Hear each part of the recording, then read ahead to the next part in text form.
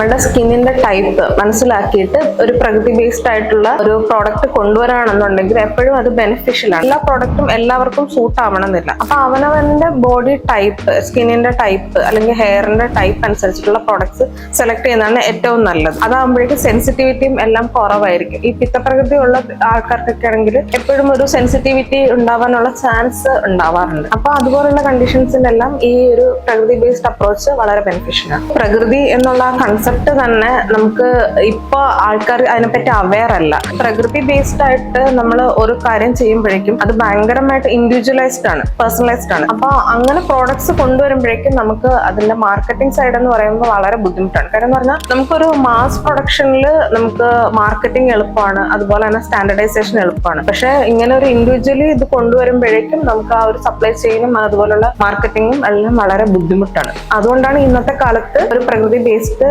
Analysis അല്ലെങ്കിൽ ഒരു skin care എന്ന് പറയുന്നത് മെയിൻ സ്ട്രീം ആവാത്തത്.